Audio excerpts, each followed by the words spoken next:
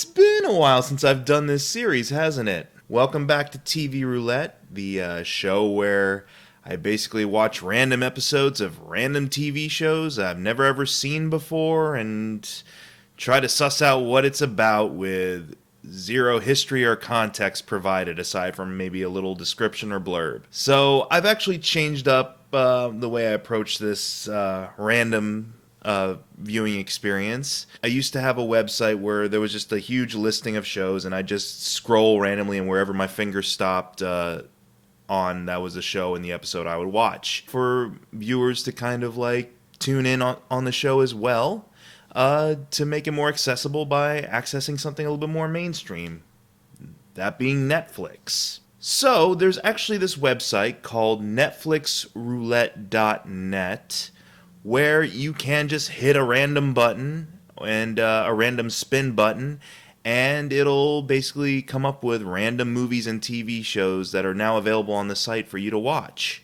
So that's what I ended up doing. I ended up changing the filter to TV shows, and my first spin has given me Being Human, the US version, from 2011. Now, in order to determine which season or which episode I should watch, first let me determine quick here how many seasons there are available on Netflix. 4 seasons of Being Human. Okay, I have here a die, and I'll give it a roll. So whatever number shows up, 1 through 4, obviously, that means I'll be watching 4. But if I get something higher, like 5 or 6, that means I'll be automatically watching 4, since those are closer to the number 4.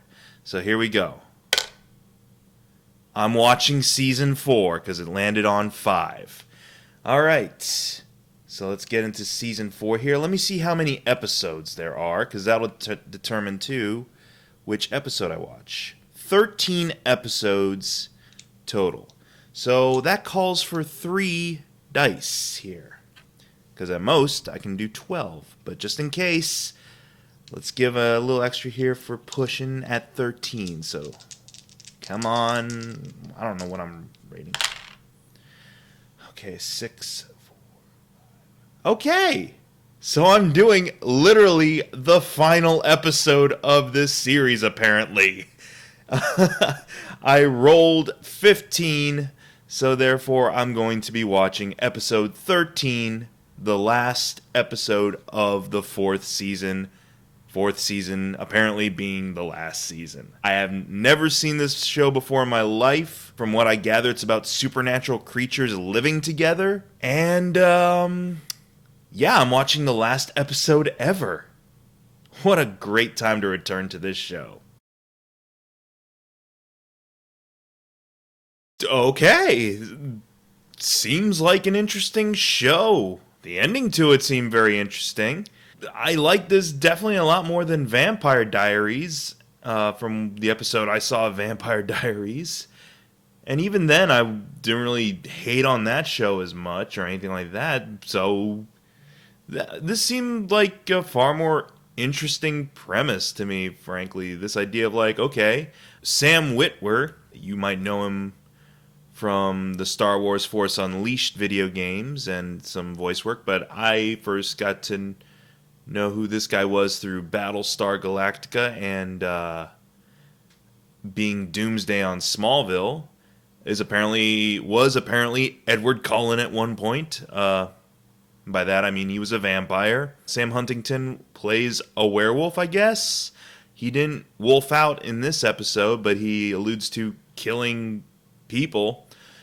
And they roomed with a ghost named Sally and another girl named Nora, who I guess Sam Huntington eventually marries. And I don't know if really she's supernatural or not. Again, I've only seen this one episode. So they all live in this house, which apparently is possessed by an evil little girl who wants them to kill people in order to satiate her. Sam Witwer's about to kill Sam Huntington, but then somehow the ghost girl stops him and absorbs his vampireness and makes him human. But then she sacrifices herself, apparently, and stops being a ghost and just disappears altogether. And so they move out of said death house and try to live normal lives, I guess. And then Sam Witwer discovers that being mortal means that basically it's the Darla plot line from the second season of Angel. He comes back human, but he comes back a diseased human, or in his case, I guess, a human who has whose organs are just failing rapidly, and he's just dying essentially. So he's got 1 week left to live, and it is pretty much that same Darla plot line where he ends up finding a vampire in a bar and is trying to convince him to turn him again so he doesn't die because he's afraid of death. But Sam Huntington stops him from doing so, and then he goes back to face off against evil little girl spirit one last time to save his friends, I guess, and ends up burning down the house. Burning down the house! And becomes a ghost, and then gets his reward of going to the afterlife with his lady love. And then Sam Huntington and a blonde girl end up having babies that they name after both of them and living happily ever after. I didn't know what to really expect with this show. I mean, I'd heard about it in passing here and there when it first was on Sci-Fi. I never got into it. I never really was curious about it. So, but after watching this final episode, I'm kind of intrigued, honestly. I'm a little intrigued to see what the other seasons were like, how it started. This seems like a very more competent, better acted, and more likable version of Twilight in a way. I have a feeling probably Sam Witwer and Sam Huntington butted heads in the very beginning, because them vampires that apparently can walk around in daylight in this world too or something, and werewolves, they don't get along naturally. So I'm kind of wondering, it's okay, did they have an antagonistic relationship as well when this series started out, and now they're best buddies? It's about everyone. It's basically like Supernatural Friends, from what I gather. And you know what, though? It was pretty well done for this one episode I saw. The acting's actually good. It's way better than the Vampire Diaries CW fare, that's for sure. I like Sam Witwer, I like Sam Huntington, and I'm sorry the ladies' names are escaping me, but they do a really good job in here. You really get the sense that this is the final episode, because there's a lot of tears shed, and I just couldn't relate, not necessarily because they were doing a bad job, but just because I don't have that established history with these characters. I'm sure if I went back and watched all these seasons now, perhaps I would shed a tear for this final episode. But like I said, everyone seems to have good chemistry together. I like Sam Witwer's reactions to being alive again. Definitely the first thing he does is he goes out and gets a huge cheeseburger, and he wants spicy curly fries and everything. He's in mourning for the ghost girl because he was in love with her, I guess, for a duration of the season or the series. And he goes on a drunken binge and is crying and hurling stuff in his trailer.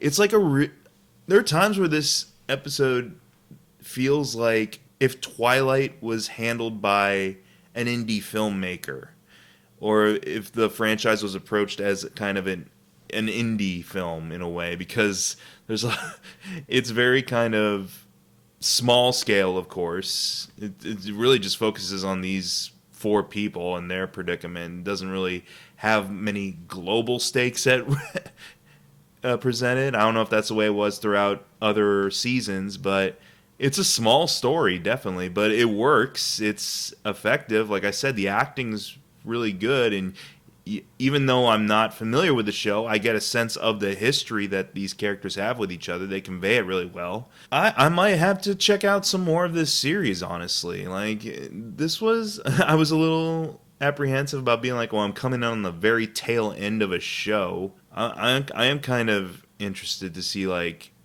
okay, this whole idea about this evil girl representing, the evil of the house. From what I could gather, she's not technically a ghost.